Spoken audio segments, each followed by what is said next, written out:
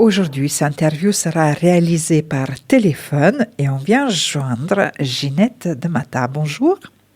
Oui, bonjour. Vous êtes ancienne diplomate et membre d'une association française pour les Nations Unies. Et aujourd'hui, on vous contacte pendant ce mois de mars, mois de droits des femmes. Et on a la chance de vous avoir dans le département, que vous puissiez nous éclaircir sur ces questions concernant la situation mondiale qui n'est pas tellement glorieuse aujourd'hui, qui apporte beaucoup d'inquiétudes et d'incertitudes aujourd'hui. Ginette Demata, vous, comme diplomate, est-ce que vous y étiez considéré un petit peu différemment parce que vous étiez femme, parce que vous étiez française, parce que voilà, vous vous retrouvez dans toutes ces autres instances de dirigeance au nom de la France? Alors oui, bien sûr, si vous voulez, on ne peut pas dire que les femmes du temps où j'étais au ministère, ça fait, j'ai pris ma retraite il y a maintenant 9 ans, donc si vous voulez, je pense qu'il y a des progrès qui ont été accomplis, mais il est évident, si vous voulez, que le principe pour les femmes reste, à mon avis, le même, c'est-à-dire que pour que l'on considère que vous êtes une bonne professionnelle, il faut aucune erreur. On ne vous tolère aucune erreur et je crois que c'est ça le plus important à souligner, c'est que dès que et forcément, si vous voulez, dans la vie professionnelle, il y a des moments où on réussit plus ou moins bien, où voilà, ça marche ou ça marche pas. Immédiatement, on va dire « Oh, mais de toute façon, c'est une femme. » Donc, c'est une femme, donc elle fera évidemment moins bien qu'un homme. Donc finalement, on traque la moindre difficulté. Moi, je me souviens d'un de mes ambassadeurs, avant que je sois moi-même ambassadrice, qui disait « Moi, de toute façon, ce que je veux, c'est des moines soldats. » Bon, voilà. Donc le cadre était placé, de mon point de vue, des moines soldats, c'est-à-dire des gens taillables et corvéables à merci à toute heure du jour et de la nuit. Ce qu'on peut comprendre, si vous voulez, dans un univers qui est en crise à tous les bouts de la planète, hein, c'est évident. Mais quand même, si vous voulez, il y avait une différence dans ces mots qui signifiait bien que pour lui, d'un côté, il y avait les garçons moines soldats, et puis de l'autre, nous, on faisait ce qu'on pouvait.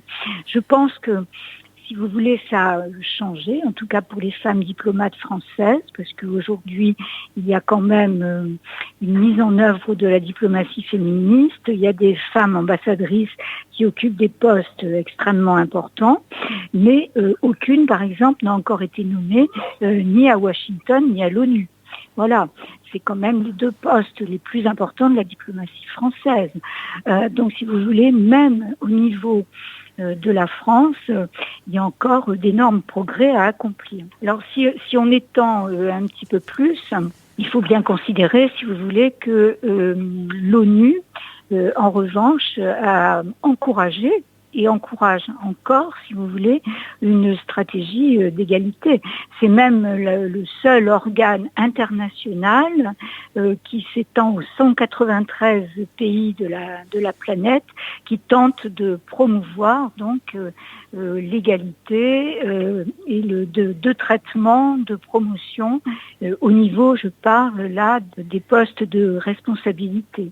Il y a actuellement à New York une très grande réunion qui fait suite aux 30 ans de la déclaration de Pékin. Et donc cette grande réunion rassemble aujourd'hui des femmes et des hommes de la planète entière, quelles que soient les crises que cette planète peut traverser, et qui donc essaye de faire le point, de promouvoir donc des stratégies pour améliorer encore ce qui se fait en termes d'élimination des discriminations qui touchent les femmes. Comme vous avez dit, on peut féliciter plus en plus de postes importants, surtout dans ce milieu diplomatique, qui sont occupés maintenant par les femmes. Et est-ce que, à votre avis, les femmes apportent un autre mode de travail? Même si vous avez dit, elles sont beaucoup plus visées et les exigences sont beaucoup plus importantes pour elles. Mais est-ce que elles, avec leur mode de travail, leur vision de monde, est-ce qu'elle apporte les nouveautés aussi dans ces postes-là? Je crois que ce qu'elles apportent surtout, c'est la prise en compte de sujets qui auparavant étaient laissés dans l'ombre ou en tout cas traités de manière mineure. Et je crois notamment, si vous voulez, la prise en compte de la vie personnelle, parce que même quand on est diplomate, on a aussi une vie personnelle, on a des enfants qu'il faut éduquer. Donc si vous voulez, ça c'est quelque chose qui est introduit, non pas qu'elle demande une discrimination positive au sens de dire attendez, il est 16h30, je dois partir, j'arrête le boulot. Non, mais c'est justement la prise en compte de ces nécessités par les hommes également. Vous voyez, parce que moi quand j'étais au Quai d'Orsay, c'est-à-dire au ministère à Paris, très souvent on voyait, si vous voulez, les femmes travailler de manière acharnée pour terminer leur journée de travail, pas trop tard pour rentrer et entamer leur deuxième voire troisième journée de travail à la maison, alors qu'une bonne partie de ces messieurs finalement parcouraient les couloirs pour parler de la marche du monde ou plus simplement aussi de l'avenir de leur carrière. Vous voyez ? Donc ça, je crois que ces choses-là, elles sont prises en compte différemment par les femmes. Prises en compte aussi beaucoup plus des problèmes que rencontrent les femmes à travers le monde, qui sont d'abord l'élimination des violences, la prise en compte du fait que dans les guerres, dans les conflits armés, les femmes sont des armes de guerre, tout simplement, parce que elles sont violées, elles sont prises en otage, elles sont réduites en esclavage et leurs enfants avec elles.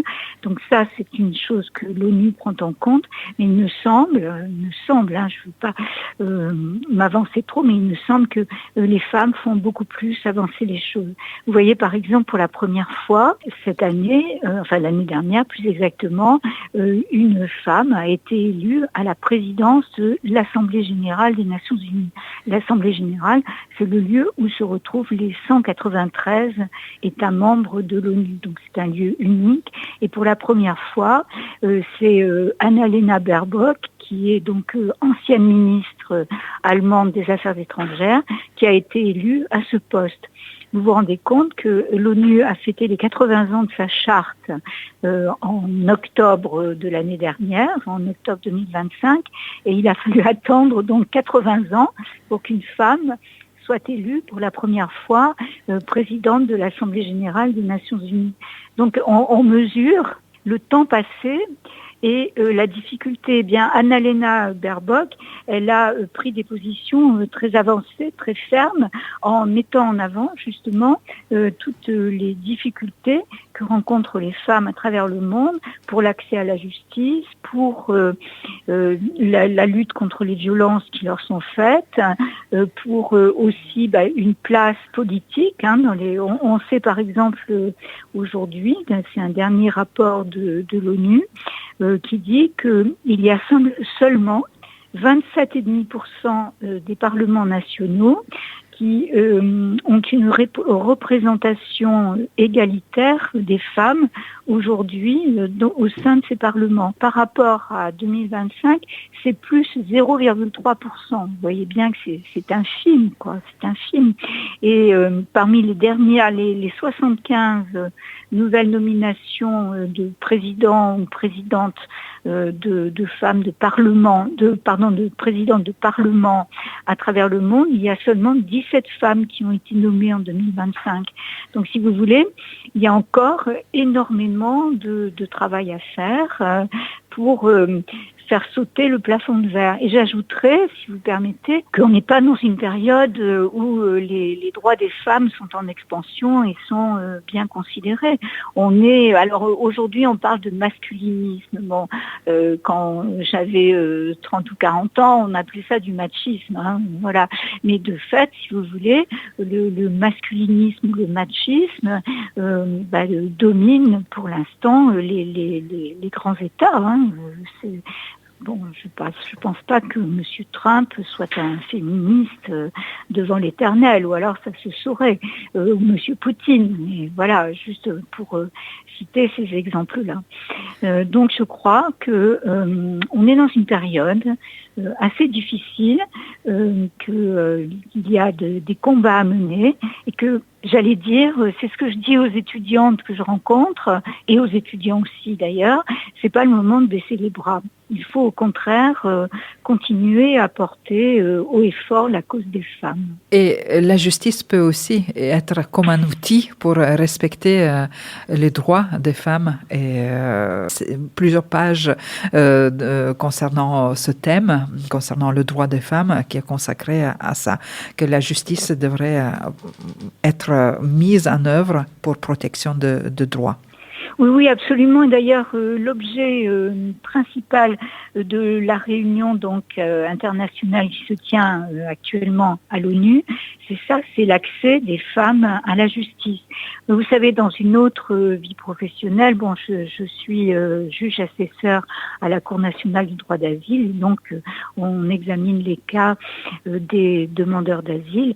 Très souvent, les femmes qui comparaissent devant nous expliquent que lorsqu'elles ont tenté de saisir la justice de leur pays, de se rendre, pousser la porte d'un commissariat, lorsqu'elles ont le courage de le faire pour dire je suis battue par mon mari, ma famille, j'ai 15 ans et ma famille veut me marier de force à un vieux monsieur qui a beaucoup d'argent et qui donc va apporter de l'argent à la famille ou qui réclame la dot, eh bien ces femmes-là, elles n'y sont pas reçues. Elles sont même souvent mises à la porte en disant écoutez, tout ça, c'est des affaires intrafamiliales, débrouillez-vous avec votre famille, on ne veut pas en entendre parler. L'accès à la justice est extrêmement difficile, même dans les cas de viol, si vous voulez, de violences terribles. La justice ferme encore trop souvent les yeux.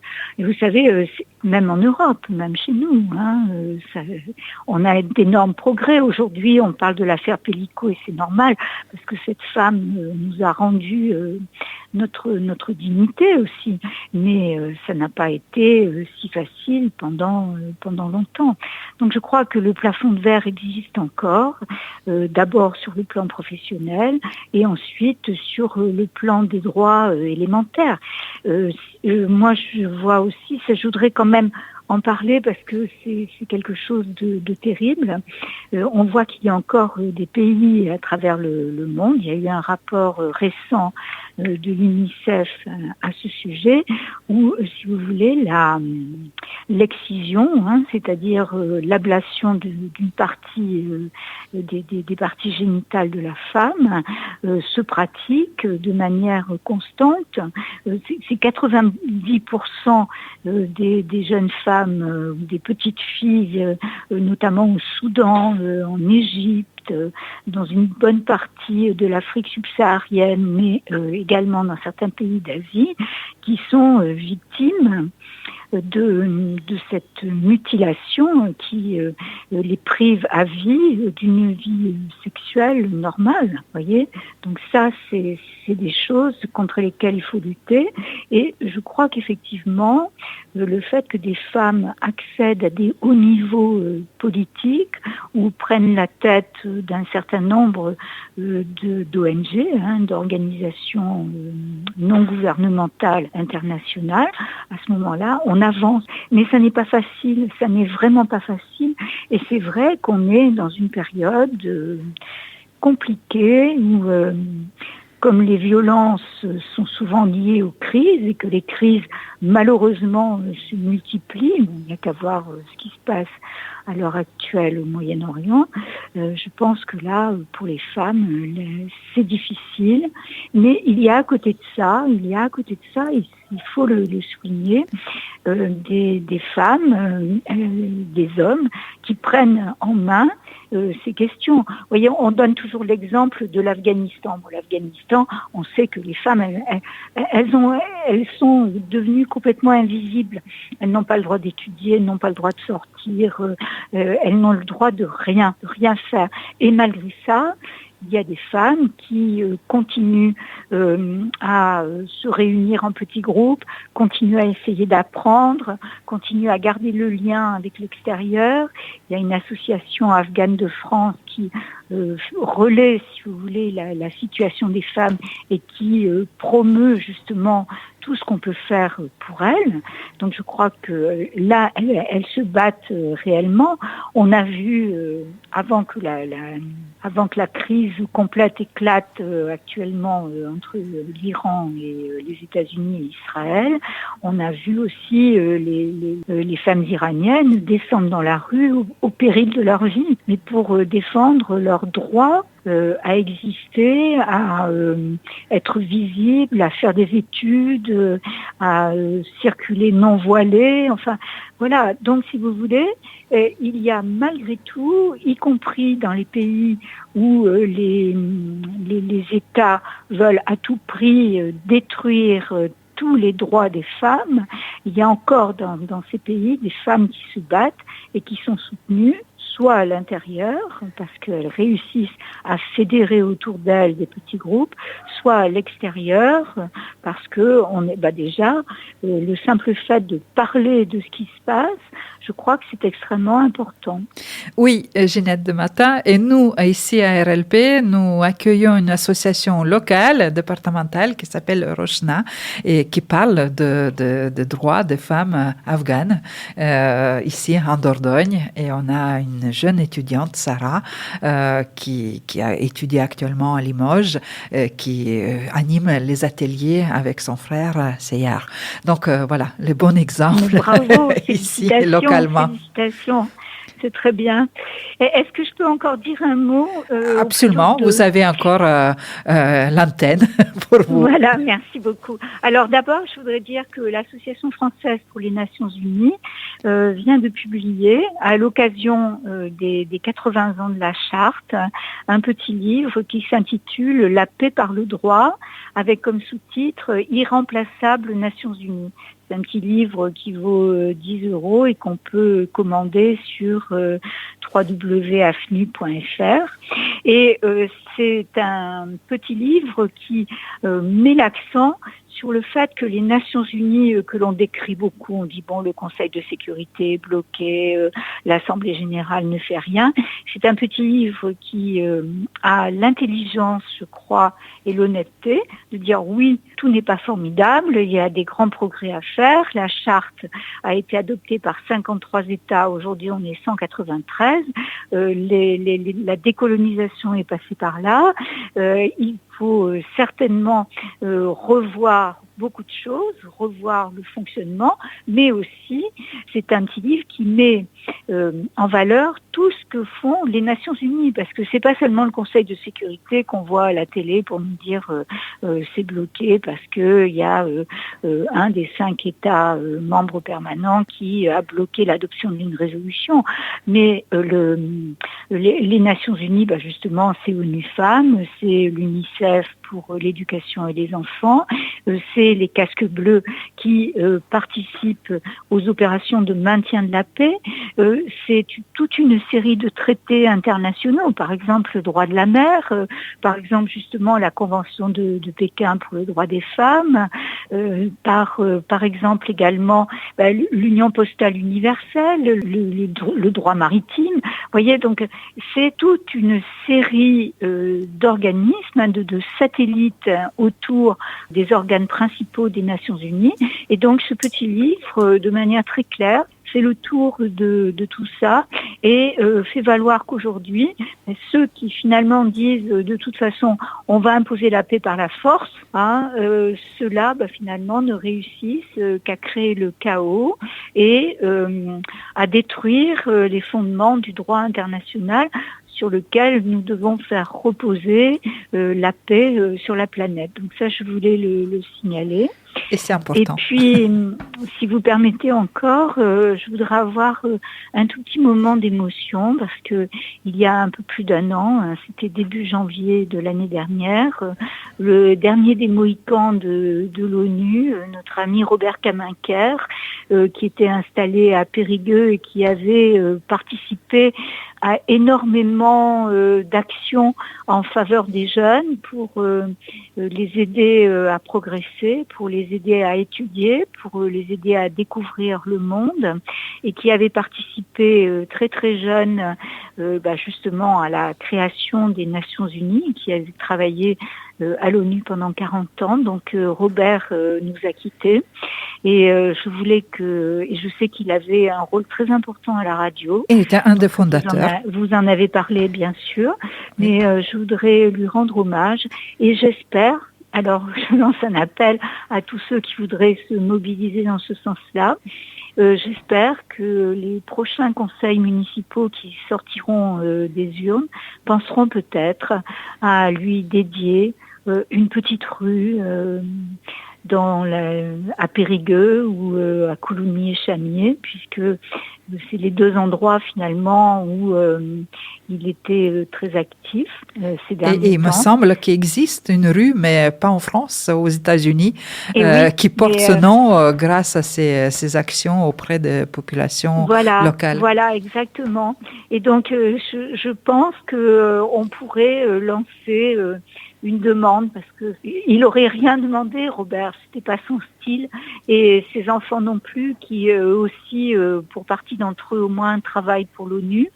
Mais je pense qu'on devrait se souvenir de lui. Il a étudié à Bertrand de Born, il a donc créé énormément d'associations.